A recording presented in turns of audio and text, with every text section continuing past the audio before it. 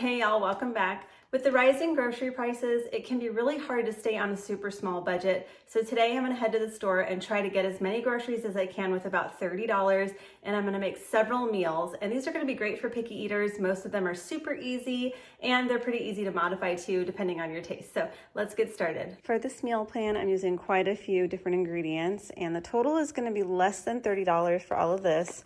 So I've got 2 cans here of tuna, and these were about 85 cents each. A 10-pound bag of russet potatoes. This was around $4. I've got 3 pounds of sweet potatoes. This was less than $3. Some elbow macaroni, and I believe this one was $2, but I'm only using 1 pound, so it'll be about $1 for this. I'm using a little bit of panko breadcrumbs, but I'm not including the entire bag in the total, just a little bit, because you can substitute oats or really anything that you have on hand like this, even some dried bread or something. We're just gonna use a little bit. Then some cream cheese here. This was less than $2. 1 pound of cheddar cheese, which I've already started grating. I started cooking the other day. So I'm gonna be using that. It's about $4 for the entire pound. I've got some cauliflower. This was less than $3 for an entire head of cauliflower. I have a dozen eggs, and I already started cooking, so some are missing.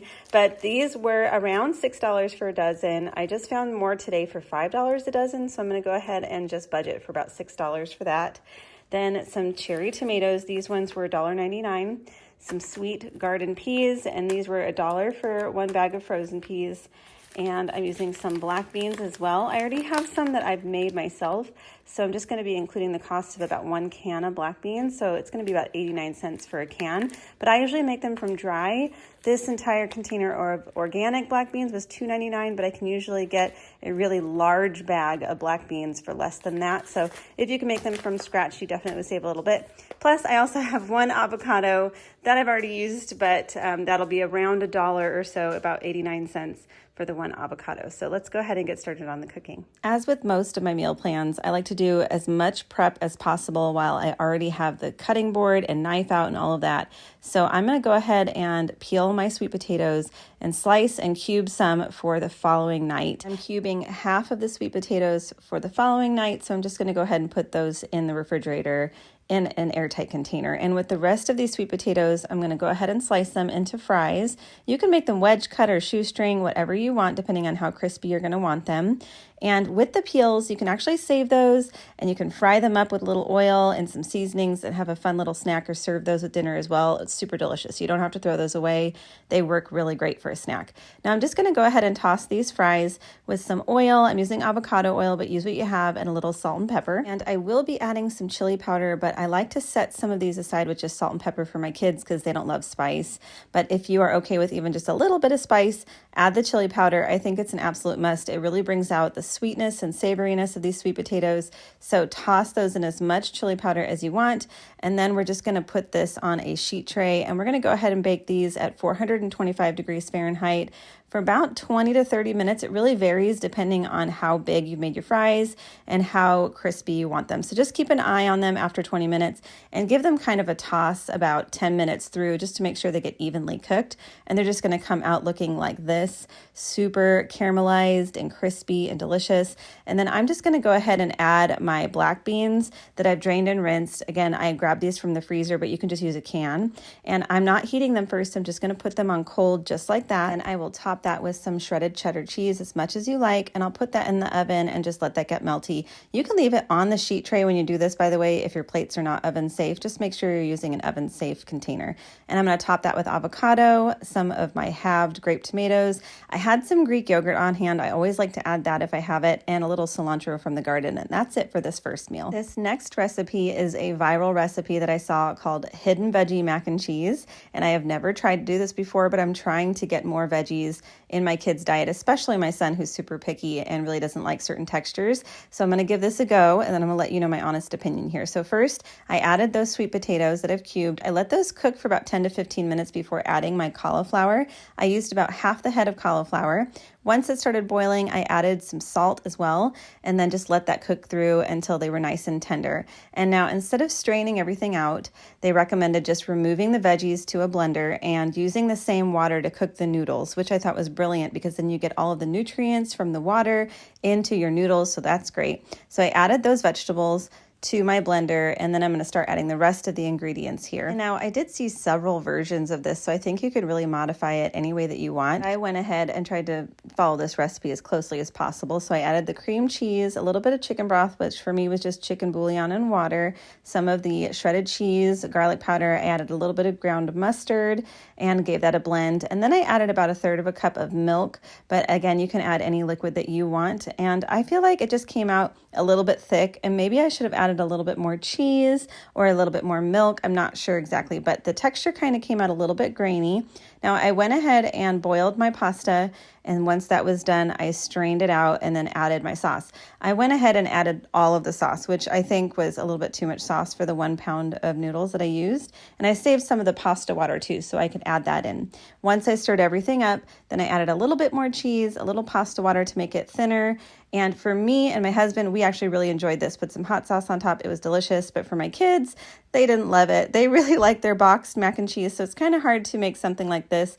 They don't even like homemade mac and cheese. So that kind of says something for my kids. But you can give it a go and see what you think and give me some tips if you like. Next night, I'm going to go ahead and cook up all of my potatoes. I did leave maybe about 1 pound of potatoes behind. So I cooked up quite a bit. So I went ahead and washed them, scrubbed them really well with my produce scrubber, and then put them on a sheet tray. And then, of course, I like to puncture them with a fork to make sure they don't explode in the oven. It's never happened to me, but I'm not about to see what happens if I don't puncture them. So I always do that. Then I put a little bit of avocado oil on all of the potatoes. You can use any oil that you have though. Then some kosher salt all over. And I feel like this is what really makes it kind of restaurant quality, is adding that kosher salt. And I'm just going to go ahead and bake these potatoes at 425 degrees for about 60 to 70 minutes. Just check them at 60 minutes and see if you can pierce them easily with a fork or a knife. And if it doesn't quite pierce easily, just give it another 5 or 10 minutes and then check again, and they should be perfect after that. Now I'm going to save half of these potatoes for a recipe the following night. So I'm just going to put them in an airtight container and put them in the refrigerator. And with the rest of these, we're going to have dinner this evening, just a very basic create your own potato dish. So I like to add some chili beans, and I didn't include this in the list, by the way, just another 89 cents to add that. Some chili beans, or you can add chili or black beans, whatever you want to add on top. I like to serve these deconstructed for my kids, by the way. That's how they like them. So I just added butter and salt to their potato. But for me and my husband, I just loaded it up with a ton of beans, added some cheese. You can add Greek yogurt if you have any on hand, some salsa, avocado. The sky's the limit. Just add as much as you like to this dish. And that's it for this dinner. Super easy and delicious. The next night, I'm going to go ahead and grab my leftover potatoes. You can see I have a ton left over. So I think I ended up using about 4 potatoes for this. I'm going to try something I saw Gordon Ramsay make. Now, he made a homemade gnocchi using leftover baked potatoes. I went ahead and softened my cream cheese. I'm using about 2 ounces for this. And again, I'm just kind of winging it. I looked at his recipe and made adjustments because I'm trying to make this for 4 servings.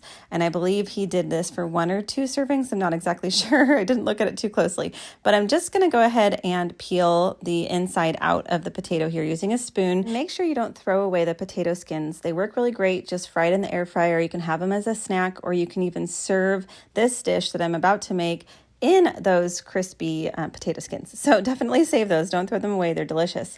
Now I'm just going to mash the potatoes with a masher. He used a ricer, but I don't have one of those. So I mashed them and then just added the eggs, some flour, salt and pepper, and that softened cream cheese, and gave that a mix. Now he didn't use cream cheese, by the way. He used ricotta, but I was trying to make things really budget friendly. I didn't want to buy another ingredient. And so that's where one of my mistakes was though here, is I should have added more salt, because ricotta has more salt than cream cheese. So just make sure you season to taste if you're going to be modifying and substituting things. These still turned out delicious, by the way, though. I just think you need to adjust the salt as needed, or use ricotta like he does, because I think that's going to add a lot of cheesiness and just a little bit more of a fluffy texture. So I'm going to let that dough kind of rest. And then I'm going to start rolling it out on a floured surface to a log, and you're going to feel like you're playing with Play-Doh here. It is really fun, a little bit time consuming, but this is definitely a fun way to turn leftover potatoes into something new. So after I've rolled that out into a log shape, I'm gonna just kind of cut these little squares out, and it doesn't have to be perfect. You just wanna generally make them similar in size so they kind of cook evenly when you're about to cook them. So I'm gonna heat my pan, and of course I'm gonna test my pan using the mercury ball method, just splashing a couple drops of water to make sure it's hot enough. If the balls roll around, that means that the pan is ready. That's how I make sure my stainless steel is non-stick. Then I'll add my oil, and I turn down the heat a little bit to make sure it doesn't overheat the oil. And then I'm going to start adding all of my gnocchi. Now I did have quite a bit of gnocchi here, so I crowded the pan a bit. So just be careful not to overcrowd your pan. Use a big enough pan. And once they start to get browned, you're going to turn them over, let them brown on the other side, and then add some butter. So again, I'm just winging it. I added about 4 tablespoons of butter. You can add as much or as little butter as you want here. And then just kind of give that a stir. Make sure everything gets nice and coated with the butter. And then I added my frozen peas. I'm using half of my container of frozen peas here. I'm going to give that a stir and let that cook away until the peas get nice and cook through. This only takes about 3 or 4 minutes. Then I'm going to add some thyme from my garden. And now if you don't have thyme, that's fine. You can skip it, but Gordon Ramsay used the thyme, and I just always have it on hand in my tiny little herb garden. So I just added some, and then a lemon from my tree. I added a little bit of zest here. And if you don't have lemon, that's fine too. Again, it's just a couple extra things that he added to his recipe, and since I had them, I added them. And I thought this was super delicious, and Gordon Ramsay recommended adding a fried egg, so you can use some of your eggs for that too. This next recipe is new to me. I've never made these before, so I'm using a recipe I found online. I'm just going to add 2 cans of tuna, some dried parsley, a couple tablespoons of mayo, an egg, half of a cup of panko breadcrumbs, a little bit of lemon juice, and some salt and pepper.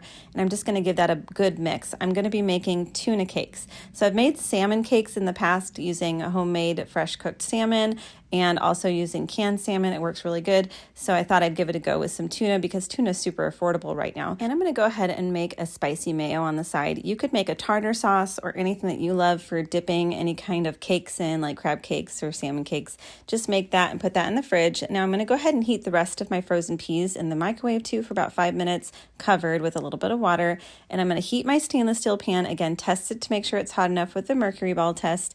And if it is, then I'm adding my avocado oil. I let that heat for about 10 seconds and then add my tuna cakes in. Now you can roll these into cakes with your hands, but I'm just going to kind of pour them in here in little portions, and I'm just going to cook them on one side for about 4 or 5 minutes until they're crispy, and then flip them over and cook them again for another 4 minutes or so until everything is cooked through and crispy. And that's it. Just going to serve it with a leftover baked potato and some peas, a little bit of that sauce, and a lemon on the side. Super delicious, so easy. You could also make some rice. I did try that as well. Made a little bit of rice on the side, so the options are really endless with this. I hope you enjoy this recipe. I hope y'all love those recipes and at least got a little inspiration for things to make in your home. If you have any other tips or tricks that you want to share, please be sure to put them in the comments. I love when we can share our tips and tricks. I learn a ton from you as well, so please be sure to put those down below. And if you have any special requests or anything that you'd like to see in a future video, be sure to put that down below as well.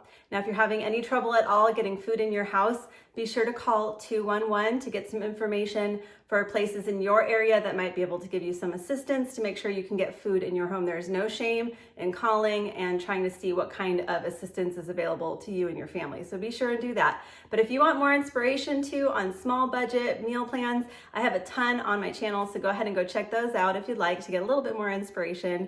And YouTube thinks you want to watch another video, so click on that, enjoy it, and I'll see y'all in the next one. Bye.